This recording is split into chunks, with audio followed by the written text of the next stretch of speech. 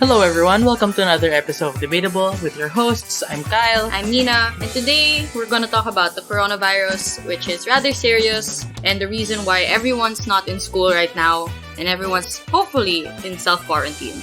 Yeah, or at the very least, they're keeping safe, like washing their hands, social isolation, all that stuff. Yeah. Not social isolation, social distancing. Social distancing is the buzzword. And we thought it was just important to take a break from discussing debate things and actually talk about issues that affect us. Regardless of whether or not these come up in debate tournaments, it's still important to know because it affects everyone, regardless of if you're a debater or not. A lot of things have changed because of this virus. A lot of events have been cancelled. Tournaments have been cancelled even. Because it's just really a big deal that affects everyone regardless of who you are. So the first thing I want to do is just clarify a bit of misconception that everyone has. I also had this misconception, but luckily I encountered a tweet a few days ago regarding the issue. And apparently, there's a difference between what we call the virus and the disease. So the virus itself isn't called COVID-19. The virus itself is called SARS-CoV-2, which stands for Severe Acute Respiratory Syndrome Coronavirus 2. That's the virus. I'm not sure what the one is. I think it's called 2 now because it kind of evolved. Right? It mutated. Maybe. It mutated. That's what But the disease, on the other hand, that's what you call COVID-19. Yeah. Which stands for Coronavirus Disease 2019. So the SARS-CoV-2 is what causes COVID-19. So what we're doing now is we're preventing the spread of the virus so that less people get the disease. That's fair. Yeah. Again, it's just all technicalities, but I think the scientific community is rather technical about these things, and a lot of articles get it wrong, which is why it's important to just clarify a lot of these things so that everyone's on the same page. Alright, so the first part we want to talk about are the origins. I think everyone's aware that this was a disease and a virus that started spreading from Wuhan. The reason being that things were consumed in the wet market. Particularly, they thought it was, what was it? Bats. Well, it came from bats, and then the disease from the bat transferred to another animal, and that was debated for a while. They thought it was a snake, others thought it was the bat itself, but at this point, no one's really sure. It's either a snake or a pangolin. Yes. A pangolin. I'm not sure what that animal looks like. You don't play Dota kasi. I don't play Dota. Is that a Dota thing? No, but there's a hero in Dota, the Pangolier. Oh. That's how I know what it looks like. Looks like a cute little armadillo. But anyway, okay. We're digressing. The point is, it came from somewhere, and we know that a lot of the initial patients, the people who first got it, most of them were exposed to a Chinese wet market, in Wuhan, and this is the reason why we called it the Wuhan coronavirus at first. But in any case, regardless of where it originated from, we now find it in humans. And it's also kind of how SARS spread. SARS came from the consumption of bats. Right? That's also why China was the origin area of that disease we had a few years back. And now it's sort of making a weird comeback in the worst way. So if you've watched that Vox video, they kind of explain really well why China is the source of a lot of these diseases. And it's really because of their culture of eating wildlife. Animals that are not usually consumed, like bats and pangolins and snakes. And this has been an issue for a while. So it's not a biological weapon. I think that's a theory that goes around the internet way too often that needs to just be struck down. I don't think it's a biological weapon because that makes no sense. And even if why it would did, you use it against exactly? your Why would own you people? use it against your own people? But people are very skeptical of China and believe that they're capable of doing something like this. But it just makes no sense. We'll talk about Economically, politically, whatever. We'll talk about some more conspiracy theories in the next part. But yeah. So how did this end up happening anyway? Actually, this has been an issue for a while in China because they had a law in China called the Wildlife Protection Law. And Article 3 states that wildlife is a national resource. So other countries state that wildlife does not belong to the states. It's something that should be protected, something that should be preserved, but it's treated like a resource here in China, which means that Article 3 also states that people are allowed to utilize this wildlife for any personal gain. They can turn it into artifacts, food, designs, or whatever. In the Philippines, you have a similar provision in the Constitution that says that the state owns flora and fauna, but it doesn't make the distinction. It doesn't allow people to utilize all forms of fauna. It doesn't allow people to farm, for example, the Philippine eagle, because the Philippine eagle technically belongs to the state, unlike Article 3 of this particular law in China. Article 17 of that law also says that they encourage domestication and the breeding of wildlife, and that in turn led to large-scale farming of those animals. So if you can see that these kinds of viruses, they come from animals, or the consumption of animals, and we call this as zoogenesis, which means that, the genesis of it is an animal.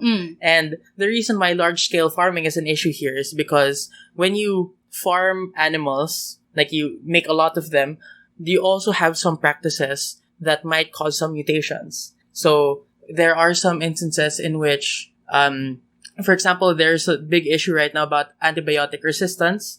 The wide scale farming of animals contributes to antibiotic resistance because they just feed a bunch of antibiotics to animals. So the meat that we consume contributes to the antibiotic resistance, which is like a really huge health issue crisis that we're experiencing right now. And besides the farming in itself, even the conditions of the wet markets are really bad. If you've seen videos of what wet markets look like in China and even in other areas of the world, usually they stack animals on top of each other. So the animals on the bottom are covered in the feces and urine of the animals on top. And this can lead to a lot of mutations. This can lead to a lot of more diseases being bred and formed in those wet spaces alone. Yeah, cross-contamination. Yeah. So the conclusion here is that, some of these practices are large sources of the problem. So it's very debatable in some sense, because is it racist to condemn the practice of eating these animals, of breeding them in this particular way, of conducting your wet markets in this particular way? Is it racist for you to do so, or is it just an objective critique on sanitation practices, etc.? I think there's a fine line between that, because on one hand, we can criticize how they're conducting the practice, but not the practice itself. I don't think that anyone has the right to say that the consumption of this particular animal is wrong, especially since other countries can consume other types of animals with no issue.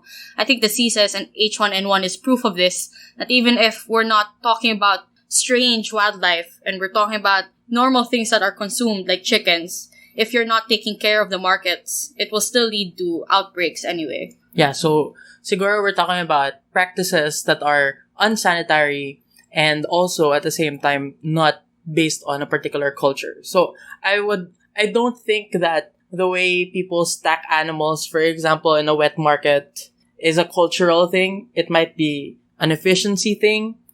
But yeah, so I don't think it's racist to point out that those kinds of practices are unsanitary. But in my opinion, eating bats, for example, in and of itself is not necessarily something that is unsanitary. You can find ethical and also sanitary ways to eat anything. You can make bread out of cockroaches now. Really? Yeah. Oh, that's weird. Yeah, some people are packaging it as the way that we solve food scarcity. That reminds me of Snowpiercer, if you've seen it. They eat bars of, this is spoiler alert. Spoiler alert. They eat bars of food and they don't know what it is, but later on in the movie they discover it's actually roaches that they grind up and then give to people as food. Yeah, but cockroaches are actually a good source of protein, if I'm not mistaken. That's another... Cockroach apologist. That's for another time. So why was it important to talk about the origins? I think that besides response and being able to react to viruses and outbreaks, it's also important to take a step back and look at how can we prevent these things from happening in the future. So there have been a lot of improvements since SARS took place years ago, and even H1N1. But again, I think this is proving that those things were not enough, and constantly the world is changing, climate is evolving, animals are also growing resistance, as you said. So methods always have to change as we go along. So that's basically it for the origins. Again, this is information we've just picked up ourselves online through reading, through watching a lot of videos, and gathering information for ourselves. This may not be accurate because as of now, people are still learning new things about it. So maybe in the future, you come back to this episode and you go oh, that's so inaccurate, Nina and Kyle. Yeah, what are you doing? It's not our fault. We're doing our best to do the research that we can with the limited information the world has. Alright, so that's origins. So we're going to talk about and sort of dissect this episode in sort of issues, because I think that's the best way I know how to approach things. There's just so much to cover regarding the coronavirus. The first thing is probably the issue of information. And a lot of our problems are because that the information's wrong, or a lot of things are being hidden from us, or there's not enough transparency. I think the first instance is China's response to the issue. You remember, if you read correctly, there have been whistleblowers that have been trying to bring this disease out, like, as soon as it started, but it took a few weeks for it to spread before China actually reported it to the world that there was something going on. Yeah, if I'm not mistaken, the first person who reported that this is a coronavirus, it's like SARS, like he spread it in a group chat or something, and then the Chinese government sort of coerced him to say that he was just making stuff up to stir panic. And then that doctor later died of the coronavirus. Yeah. Yeah. So it was only after a lot of people have been infected that they ended up reporting to the WHO that there is a disease that we're not sure what it is yet, but it's not responding to the kinds of medical interventions that we usually see working. Yeah, and there's a lot of reasons for this omission. So there's a political reason. Obviously, China doesn't want to make itself look weak. There's an economic reason because the stocks have been plummeting ever since the disease spread, and China didn't want to face those repercussions, so they tried to hide the information for as long as possible. Also because they thought wrongly that they had the capacity to contain it. But because they responded a little bit too late, over 114 countries have now been infected. That's my information at the time of this recording. Yeah, so I think in terms of information dissemination is super important, because a very crucial aspect of containing a disease or any illness is for you to minimize information asymmetry. Information asymmetry is when one party has less information than the other. In this case, the government has a lot of information it doesn't necessarily share to like people on the ground, and that leads to a lot of market failures. Like if you're using econ terms, they're market failures, and this leads to some like behaviors that are actually bad for people as a whole. So this is where you get stuff like fake news to fill in the gaps of what people don't know, even though it's not necessarily true.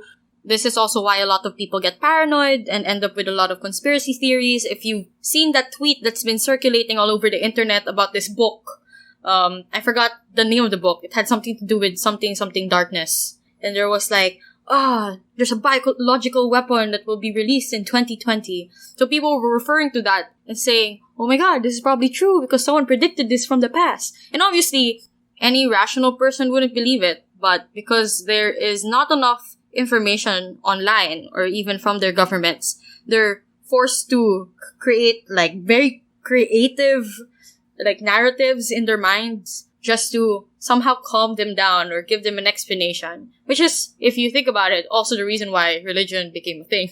Yeah, so I think some important points that you can get from what you last said, you have twin rights. You have the right to information about matters of public concern, because that's the only way for you to make informed and rational decisions. And they inform your right to free speech, all of your other rights are informed by the information that you get by asserting your right to information matters of public concern. The problem is, even in the Philippines, your right to information on matters of public concern is limited. The first limitation is that it has to be of public concern. The next one is that if there are limitations under the law, you cannot go beyond those limitations and just unilaterally demand the government for that information. So if the information is like something that involves national security, or if it's confidential, then the government can withhold it from the public. So maybe in this instance, the government said, we can't afford a widespread panic. Let's withhold this information at this point in time so that we can find out a more strategic way to disperse it to the public. I guess another issue with information is that given that social media is such a big thing, there's just too many sources, there's not enough like streamlined sources of information. Even a lot of the different news channels, if you tune in to the radio and if you look online, if you read Twitter, and if you watch TV, all of them will have different information. Probably because information's coming to them at different points. Like, the TV networks get the information faster, but social media gets it the fastest, right? So that's also an issue. And no Monday. Yeah. No Monday, I was in class that was like 8:30 or 9. And then I found out that Phil Starr actually said that, Quezon City suspended all of their classes today. And then, there was a big, I wouldn't say a panic, but a lot of people were feeling very confused about it. So we ended up having the student government ask the authorities in UP, and it went to the mayor herself, and then she was the one who said that, stop.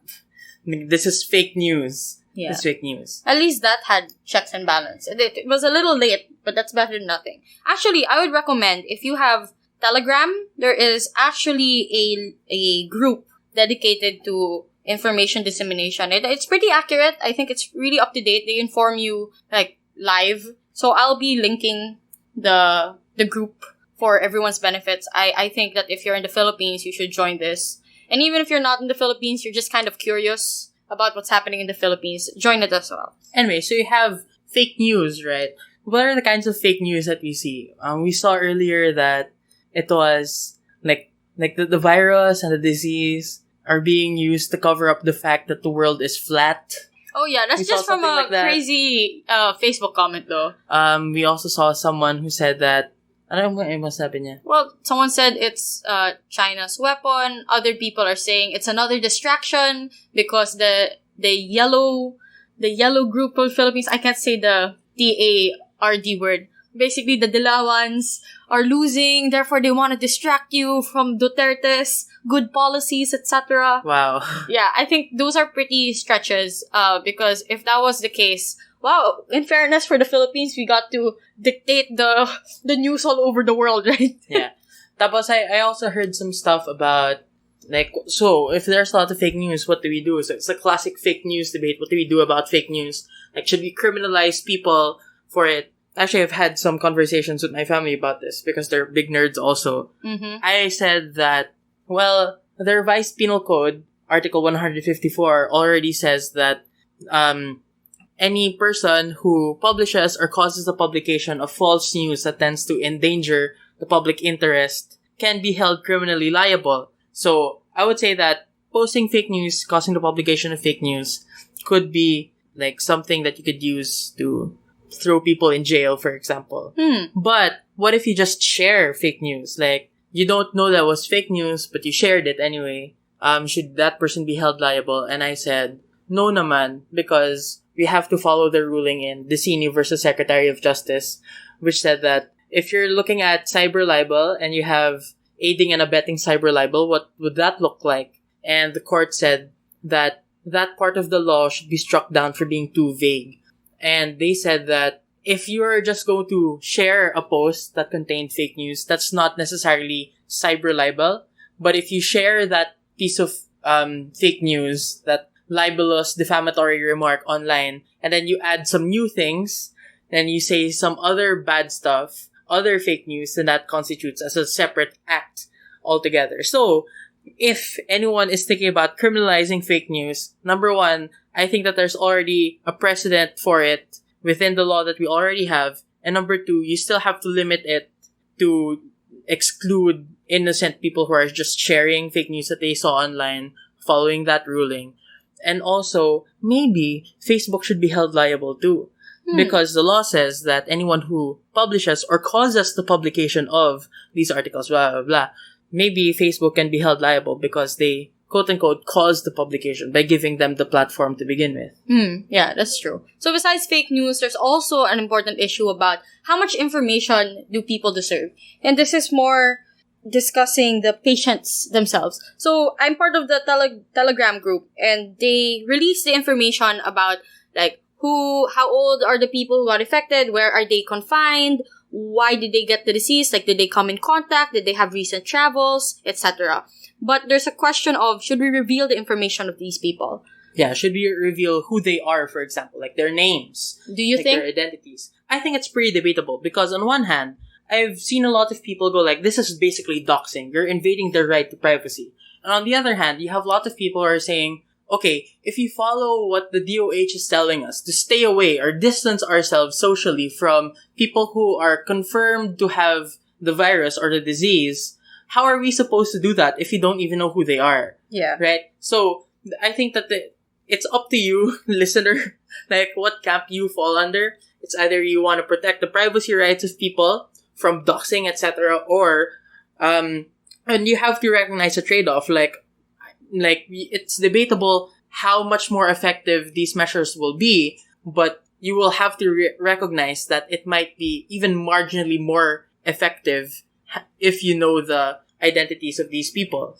Actually, South Korea dealt with this issue pretty well, at least for the first few cases, because when it reached the thousands, they couldn't do this method anymore. And the method they did was, they didn't reveal who this person was, but they gave people a timeline of where this person has been at what particular time, and where they have been, like, on these days, on this hour, like what train line did they ride, what bus did they get on. And this was pretty good, I think, because it had a strike of balance between knowing, like, if you're safe, but not revealing who this person is in particular. I think that's hard to pull off here in the Philippines, though. Because in Korea, you use just one card for all your, like, Transactions. Yeah, all your transactions and all your transport needs. So they have pretty much a very clear record of when did you tap in, when did you tap out, when did you get on the bus and get off the bus. But in the Philippines, you don't have that. Yeah. So that's also a failure of our government, which leads us to the second part. So besides just talking about issues of information, we also have to talk about how the governments are dealing with these things. So it's an issue of governance. And this is pretty, like, varied. A lot of countries are responding in so many different ways. So Italy, for example, as of today, they had a major lockdown. The whole country's in lockdown, meaning no one can get in, no one can get out. 60 million people are basically trapped in the country because their cases just basically skyrocketed in the past few weeks. So that's one drastic response, and it's getting a lot of criticism, but at the same time, a lot of praise. Yeah, so no one can get in, no one can get out. Oh, it's like Plague Inc. Yes. Like where if the virus gets out of hand, you see countries like Greenland and they're gonna shut down their ports, they're gonna shut down their airports. Mm-hmm. Yeah. So that's a game. That's also a travel ban. So there have been a lot of talks about travel bans. I think, for example, in the Philippines, there's so much talk about whether or not we should still allow flights from Wuhan to come in. In the first few days since the virus was, like, basically spreading around, running amok, our government hesitated on responding this way. But I'm not sure now. I think Wuhan themselves just locked in. They didn't allow flights out. But even our government is still pretty relaxed about our traveling. They still allow flights from countries like South Korea and China in general. Some people would say that discussions about travel bans end up becoming a bit racist. They do, if you're Yeah. not talking about them sensitively. Yeah. But what I would say is that, like, regardless of the potential racism that comes out from these discussions, I personally do not think that they're effective. And I've read a study that said that at most, a travel ban would only delay the spread of the virus or the disease by the amount of time that it takes to double the incidence rate for that disease. So if it would take a week for the number of people who are infected to double, it would also just delay the spread by a week if you have the travel ban. And I think at this point, given that it's spread so far, a travel ban would basically be useless because a lot of cases, even in the Philippines, are not from people who traveled abroad anymore. They're locally transmitted. Yeah. So I think it's too late, even if you are considering a travel ban. The second thing about governance is probably the not law, but basically a recommendation on social distancing, which is why a lot of people are suspended and are at home. Hopefully, you are at home. Yeah. But how effective is this again? Especially since, like, churches still gather. I think people are dumb and still go to the malls. Like we did accidentally.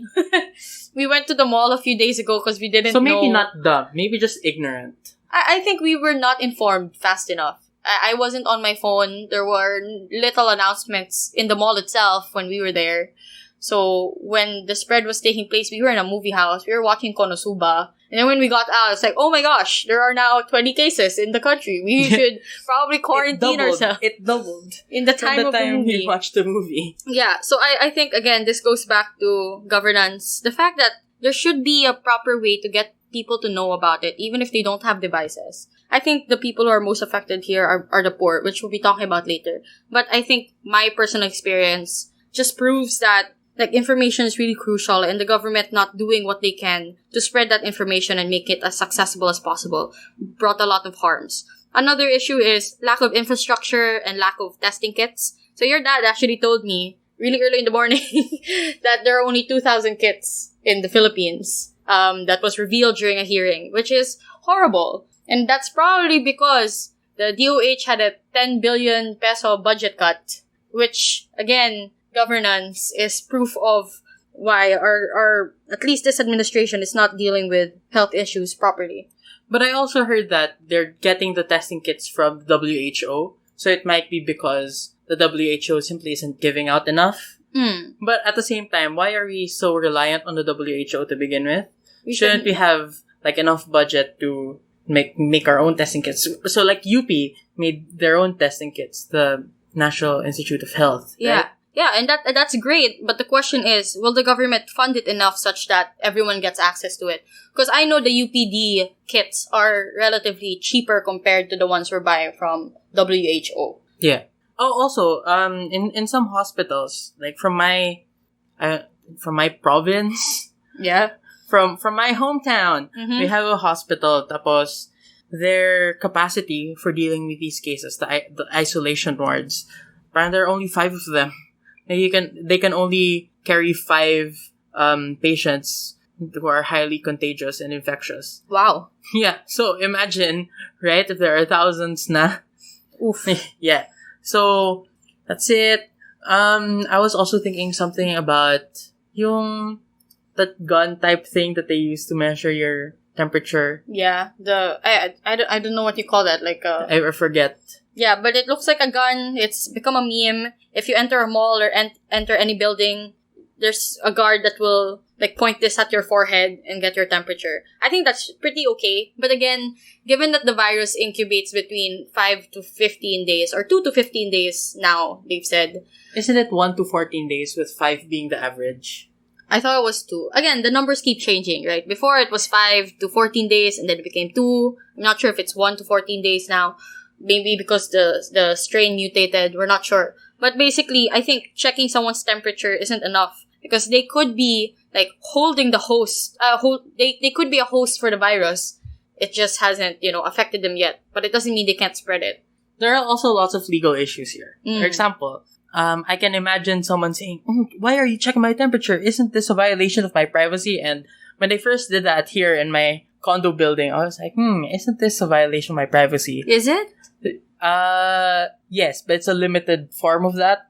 For example, airports do that all the time. Yes, Whenever you land, you have to go through a camera that checks your body temperature. Yes. And what I'm saying is that it is a little invasion of your privacy, but it's a permissible invasion. So you call these limited searches. Oh. Yeah, so if it is limited and you do not violate privacy beyond what you need to do in order to make sure that the public interest is being served, then it's perfectly fine. Because at that point, and the test here for privacy concerns is whether or not you have a reasonable expectation of privacy.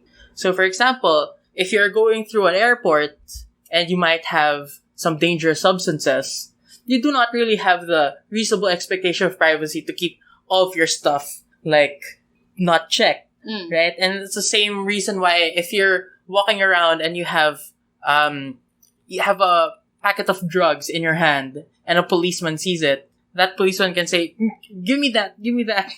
Even though it's like, no, this is my property, it's privacy. No, at that point, because you're out in public and there is a public interest that needs to be served, you do not have that reasonable expectation of privacy.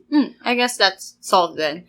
Besides our local issues of governance, I think it would be interesting to check out on what other countries are doing as well. So the US also has an issue of governance because their medicine is so expensive there. And this is why Medicare for All is such a big deal, especially during the elections and during the height of this virus. So a lot of people cannot afford to get themselves checked. They cannot afford to even take a day off from work to quarantine themselves because they don't have enough sick leaves there in the US. And people are generally just too poor to get themselves to a hospital and double check. They're gonna wait until the last possible minute before getting checked. If you look at Iran as well, I could say there's a failure in their governors there because even the deputy health minister said that things were okay and there was no more spread. And he himself was coughing. And then the next day, he was revealed to have the coronavirus. Yeah. That's pretty bad. And also, since we're talking about issues of governance, we have some recommendations from the DOH saying, you should do self-quarantine. But what if you don't want to, right? Can the DOH, can the government, legally tell you, no, you have to stay there. We don't care about what you want. Yeah, right? They can't. That's the problem. They can't. And the reason for that is because the only way that you can involuntarily restrict someone's, travel, mobility, is if there was a crime committed, for example.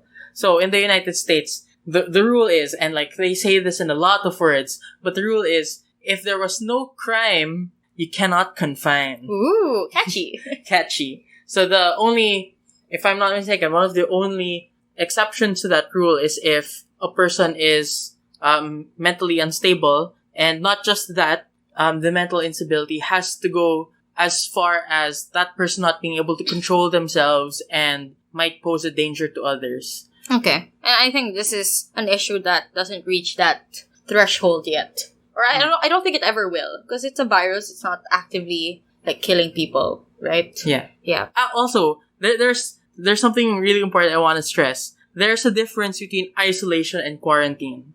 So isolation happens when there is someone that you know is infected with the virus or has the disease, and you're isolating that person from, the rest of the world. But if you're talking about quarantining, it is when a person who we are not sure whether or not that person has the disease or not, you're allowing you're making that person, or that person is voluntarily, distancing himself from social interactions. So the difference here is, if you're quarantining yourself, it should be because you're not sure whether or not you have the disease, right? So as soon as you get some symptoms, you go to the triage and explain your circumstances. So you shouldn't wait until it's too late for you to report your symptoms. Yep. Other countries also deal with it in different ways. Japan is actually considering canceling the Olympics, which is a big deal. Saudi stopped accepting people who want to go through their pilgrimage to Mecca, which is a religious issue. And even all the EU countries now have the virus. And even their health minister also has the virus too. Oh, yeah. I remember waking up to that piece of news and I was like, oh no. Oh no. Yeah. So there's a lot of things going on. There are a lot of different ways this issue is being dealt with. I don't think we can look at them one by one. But basically, this just proves that our capitalist system has made it so hard for us to deal with these issues because people are afraid of revealing information and people are afraid of even cutting work because there's just too much to lose. And people would rather get sick than quarantine themselves, which is horrible and upsetting.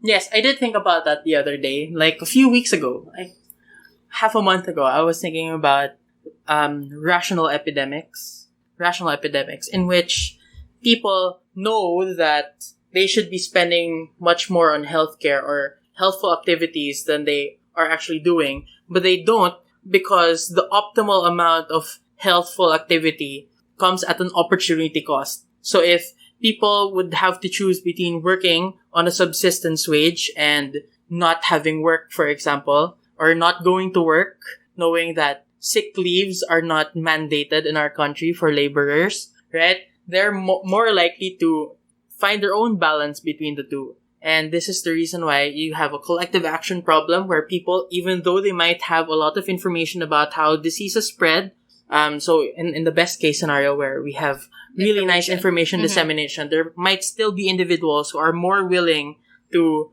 forego some of their precautions in order to get work, for example. Yeah, which brings us to the last issue, which is a class issue. And a lot of people forget this angle, and I'm happy it's been coming up in the past few days, especially since classes have been suspended, and schools, for example, in the US, like Harvard, just stopped classes completely and are forcing international students to go home. It's just, people can't afford it. A lot of people cannot afford to work from home because they may not have a computer that's working, or they may not have stable internet to fulfill the tasks that they could have done in the office. So they choose to still go into the office or risk being fired because a lot of companies can afford to lay people off, but people individually cannot afford to lose their jobs. Yeah, which is also the reason why you can still order food from GrabFood, for example. Yeah. Yeah.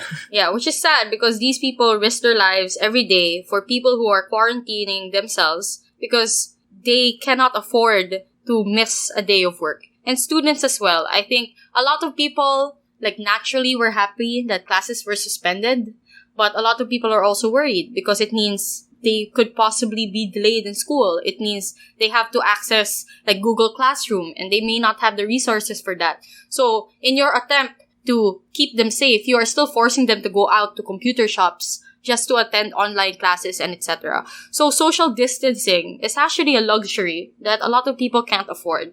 And this is something I think that is rooted in, again, our capitalist mindset of earning, that we put our health on the back burner. Or people who are very vocal about these protections, about social distancing, they're most likely not the ones who literally need to stay in crowded areas in order to live day to day. Yeah, people who commute in the MRTs, people who have to sit beside other people who are coughing on the jeep, or even our prisons. Can you imagine how the spread would take place in a prison where people literally have to take shifts to sleep because there's not enough space, there's not enough floor for people to sleep on. And that's probably going to be a problem. I think it's also a class issue because if you notice, the Philippines for the longest time had very little cases, and people thought that it was a good thing. It meant we were successful. We were confining it. Why were countries like South Korea and US and all the EU countries able to report a lot of these things? But in reality, it was just because we didn't detect it. We didn't have the resources to test people. So our low numbers aren't because we are disease-free or the virus isn't spreading. It's because we are just too poor to see it, which will lead to a lot of problems in the long run. I wouldn't be surprised if by the time this episode came out, if there are 10 more cases or 30 more cases, because it took so long, and it's only now that our government and the people are taking this issue seriously. Yeah, so in my opinion, I think it is high time for us to reconsider some parts of the labor code, particularly labor standards law, because right now we do not have provisions that mandate employers to give out sick leaves or vacation leaves. But more importantly for this topic, sick leaves. So the only way for you to have a vested right to sick leaves is if it becomes company practice for the longest time that the company gives out sick leaves and to certain people. But if your employer does not have that company practice, then it's not a vested right for you to have sick leaves. Yeah. Yeah, in fact, the employer during times of national emergency can actually compel people to do overtime, can compel their employees to work, even if doing so would come at great cost to the laborer. Yeah, that's sad. This episode is making me sad. I think it's pretty clear that we're not talking about the very technical parts of this virus and this outbreak.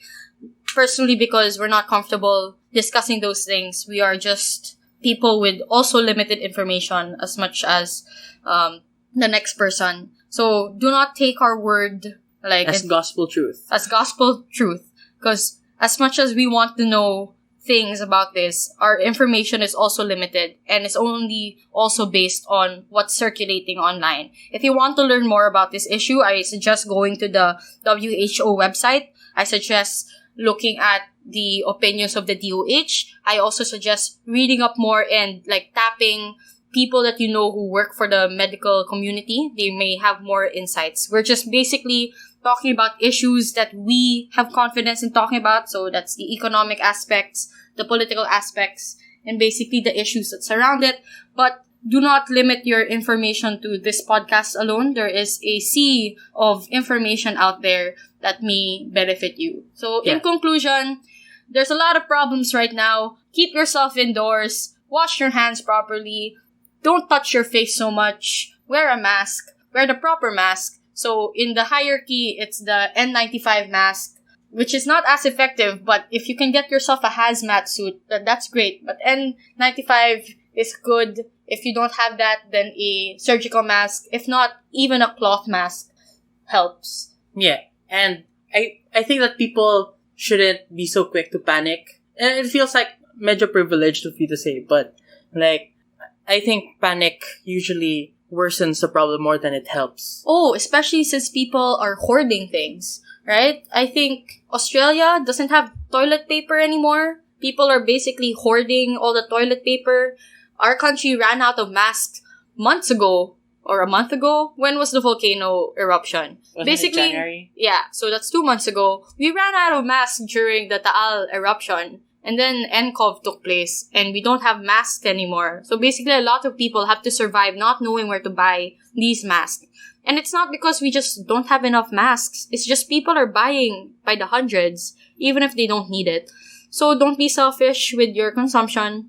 Again, I think a lot of panic makes situations worse. So just keep a level head. Even if you have a level head, don't be a dick about it. Like, I've heard some people go like, oh, 3% naman lang yung mortality rate. Like, it's more likely that I'm not gonna whatever, or it doesn't affect me because I'm young, or I don't have a pre-existing condition. But like, don't be a dick about it. Like, recognize that every time you say those kinds of things, it just like rubs salt in the wounds of people who have those pre-existing conditions, who are like people who are of a particular age, right? So think about what you can do for yourself, but also do not go so far as to endanger other people because of your actions. Yeah, so additional notes, don't be racist, don't be a dick. Just keep a level head, and eventually, hopefully, there's going to be a solution to this